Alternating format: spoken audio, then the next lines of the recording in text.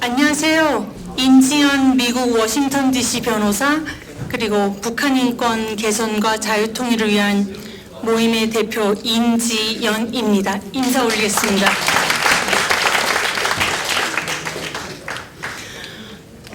화요 집회 300차 이젠 북한 인권이다. 이렇게 뜻이 깊고 역사적인 이날에 역할을 맡게 되어 대단한 영광이고 깊이 감사드립니다. 2014년 10월 14일 국회 앞이 또렷이 기억이 납니다. 북한인권법 제정이 시급한 통일 준비다. 이런 카피를 우리가 현수막에 새기고서 김태훈 이사장님과 그 몇 주 전에 북한인권 시민단체 사무실에서 화요일이 역사적인 일들이 많이 일어났기 때문에 우리는 화요 집회로 가자. 이런 논의를 한 후에 섰던 국회 앞이었습니다. 당시에 조명철 전 의원님, 김서구 전 통일원 차관님, 그리고 그 중심에는 김태훈 이사장님이 계셨습니다.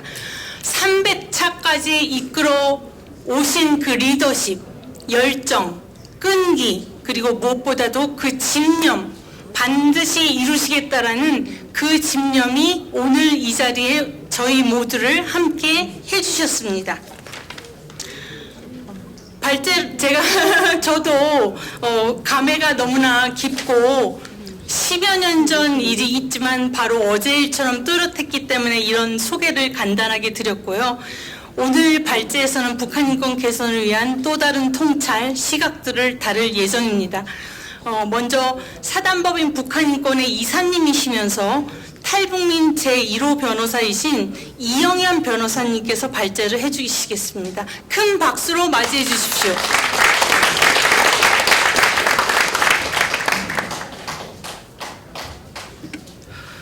네, 안녕하세요. 소개하신 대로 북한에서 온 탈북민이고요. 지금은 한국에서 변호사로서 이제 살아가고 있는 이영현 변호사라고 합니다. 저는 오늘 북한 인권 운동 어떻게 할 것인가라는 좀 주제로 좀 간단히 말씀드리고자 합니다. 탈북민 출신 변호사로서 북한 인권 문제는 저에게 그 어떤 주제보다도 매우 무겁고 또 절실한 문제입니다. 북한 주민들이 여전히 인간으로서 당연히 누려야 할 가장 기본적인 자유와 권리를 보장 못하는 참담한 현실을 목도하면서 과연 우리는 앞으로 무엇을 해야 할 것인가, 또 어떻게 행동해야 할 것인가를 고민하지 않을 수가 없습니다. 그래서 오늘 이 자리에서 그 방안에 관해서 함께 좀 얘기를 나눴으면 좋겠습니다. 먼저 북한 인권 운동의 역사에 대해서 간단히 말씀드리겠습니다. 아시다시피 북한 인권 운동은 단순히 인권 보호 차원을 넘어서 북한 체제의 어떤 거짓 실상을 외부에 알리고 북한의 변화를 이끌어내기 위한 중요한 시민적 활동이죠. 국내를 넘어서 국제적 어떤 활동이기도 합니다. 북한 인권 문제가 본격적으로 국제사회에 알려진 것은 아시다시피 1990년도 후반 소위 고난의 행군 시기라고 불리는 그 시기부터였습니다. 당시 대량의 탈북민들이 중국으로 유입되면서 북한 내부의 실상이 전 세계에 알려지기 시작을 했죠. 이후에 많은 탈북민들의 증언과 그로 인한 국제사회의 관심이 증가되면서 북한 내 정치범 수용소의 문제, 그리고 강제노동의 문제, 그리고 공개처형, 탈북민들의 강제 북송 등 어떤 심각한 인권 침해가 자행되고 있음을 국제사회가 확인하게 되었습니다. 그리고 2000년대 이후 북한 인권 운동이 본격적으로 전개되었던 것 같습니다. 2004년 미국에서 북한 인권법이 최초로 제정이 되었죠. 그리고 유엔에서도 북한 인권 문제를 정기적으로 논의하기 시작을 했습니다. 그러다가 2014년 결국 유엔 CI 보고서가 이제 전 세계에 북한의 어떤 민낯을, 반인도 범죄가 자행되고 있는 민낯을 낱낱이 고발했습니다.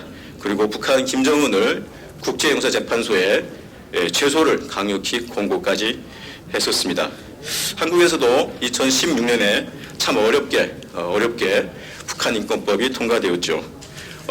북한인권법에 따라서 북한인권재단을 설립하고 그리고 북한 주민들의 인권 개선을 위한 다양한 이제 활동을 할 수 있는 기반이 마련이 되었다라고 할 수 있겠습니다. 그러나 아직까지도 앞에서도 다 말씀하셨지만 북한인권재단은 아직 출범조차 못하고 있습니다. 북한 인권 문제, 북한 주민들의 인권의 문제는 여전히 정치적 논쟁에 휩싸여서 실질적인 인권 보장, 인권 개선을 위한 활동은 거의 진행되고 있지는 않습니다. 대한민국 국민인 북한 주민을 보호하고 인권과 자유 개선을 위해서 누구보다도 적극적으로 노력해야 할 헌법기관인 국회가 자기들이 만들어 놓은 북한 인권법을 어떤 실행을 방해하고 북한 주민들의 인권 개선을 가로막고 있습니다. 이는 북한 김정은 독재 정권이 자행하고 있는 반인도 범죄에 동조한 것이고 방조한 것과 다름이 없습니다. 그런 사이에 북한 인권 상황은 여러분들 다 목도하듯이 날로 어려워지고 있습니다. 점점 악화되고 가고 있습니다. 특히 코로나19 이후에 김정은 정권은 국경을 모두 봉쇄했습니다. 북한 주민들을 더욱 엄격히 통제하고 감시하고 있습니다. 앞에서도 다 얘기하셨지만 북한 정권은 외부 정보가 북한으로 들어가는 것을 막기 위해서 반동사상문화 배격법 등의 어떤 3대 악법을 포함하여 여러 법들을 제정까지 해가면서 북한 주민들을 단속을 강화하고 있습니다. 언론에도 다 이미 나왔지만 드라마나 외부 영상, 남한 드라마나 노래를 불렀다고 미성년자를 형사처벌하고 사형까지 감행하고 있습니다. 정치범 수용소 또 강제노동의 인권 문제도 심각하죠. 그리고 여전히 중국은 탈북 난민들을 난민으로 인정하지 않고 있습니다. 단순히 경제적 어떤 사유로 탈북했다라고 주장하며 탈북민들 체포해서 북한으로 강제 북송하고 있습니다. 강제 북송된 탈북민들은 심각한 고문, 처형의 어떤 형벌을 받아야 하고 있습니다. 지금도 북한에서 인권유린은 우리가 상상하는 것 그 이상으로 계속 매일매일 자행되고 있습니다. 식량난, 고난의 행군 시기보다 더 어려워졌다고 합니다. 어떤 마을에서는 사람이 이제 사람을 잡아먹고 마지막으로 온 가족이 있는 돈을 다 가지고 한 끼에 끼니를 때우고 동반 자살했다는 기사도 나오고 있습니다. 정말 심각한 상황이죠. 그러면 앞으로 어떻게 우리가 북한 주민들의 인권을 좀 개선할 수 있을 것인가? 북한 인권 운동을 과연 어떻게 전개해야 할까요? 세 가지 방향을 좀 말씀드리겠습니다. 앞에서 많은 분들이 말씀하셨습니다. 크게 많이 다르지 않고요. 대동소이하다고 생각합니다.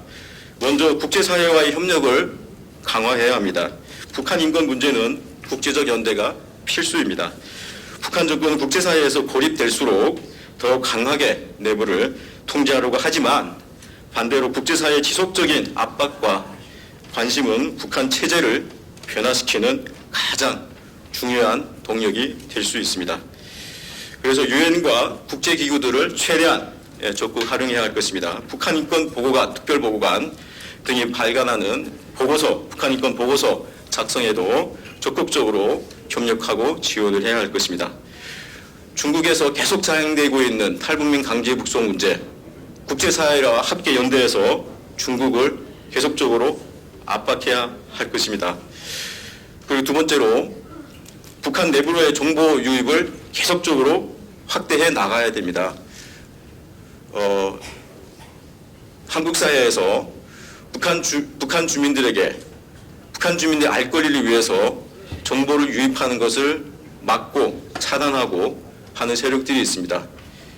그들은 북한 김정은 정권에 동조하는 것이고 앞에서 말씀드렸지만 방조범들입니다. 우리는 꾸준히 계속적으로 북한의 정보를 유입해야 합니다.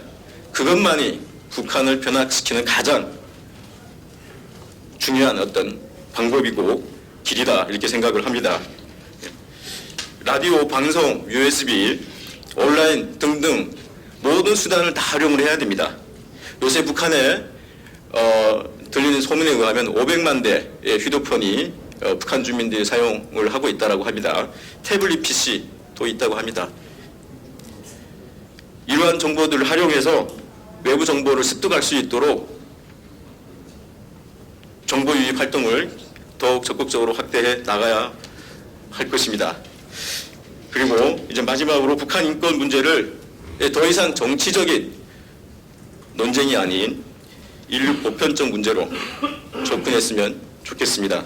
안타깝게도 앞에서 말씀 계속 드렸지만 한국 사회에서는 북한 인권 문제가 정치적 논쟁의 대상이 되죠. 그래서 북한 인권 문제를 개선하기 위해서 함께 협력하고 노력해야 함에도 불구하고 북한 인권은 늘 외면받아왔습니다.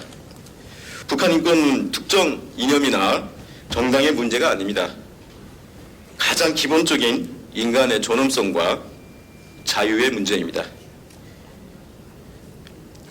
그래서 시민사회, 남한의 시민사회를 설득하고 그리고 우리 미래 세대의 청년들에게 북한에 대한 어떤 상황을 인지시키는 그러한 노력들을 통해서 한국 사회, 시민사회와 청년들의 참여를 증진시켜야 할 것입니다. 필요하다면 대학교 모든 정규 학교 커리큘럼에 북한 인권 교육 과정을 도입해서 북한의 상황을 젊은이들이 우리 젊은 청년들이 아이들이 알 수 있도록 해야 하고요. 다양한 캠페인들을 국내외적으로 전개해 나가야 할 것입니다. 그리고 앞에서 우리 강철한 대표님도 말씀하셨지만 탈북민 모두는 역사의 증인들입니다. 그들을 외면해서도 안 되고 그들은 북한을 바꿀 가장 핵심 키들입니다. 그래서 탈북민들의 목소리를 키울 수 있도록 함께 협력하고 노력하고 또 지원해야 할 것입니다. 이제 결론을 맺겠습니다. 북한 인권 운동은 결코 쉬운 길은 아닙니다. 앞에서 많은 분들이 북한 인권 개선을 위해서 많은 노력을 해오셨습니다. 길게는 30년 이렇게 해오셨는데 우리가 목도하듯이 북한이 잘 바뀌지는 않는 것 같습니다. 정말 멀고도 험난한 길인 것 같습니다. 그러나 지금까지 그랬듯이 우리가 멈추지 않고 앞으로 계속 전진할 때 비로소 변화를 만들어낼 수 있다고 믿습니다. 오늘과 같은 북한 인권 하요 집회에서의 외침이 머지않아 북한을 변화시키고 북한 주민들의 자유와 인권이 보장되는 새로운 역사를 반드시 만들 것이라고 확신합니다. 북한 주민들의 자유와 권리를 인권을 누릴 수 있는 그날까지 함께 끝까지 싸워주시기를 당부드리겠습니다. 감사합니다. 네.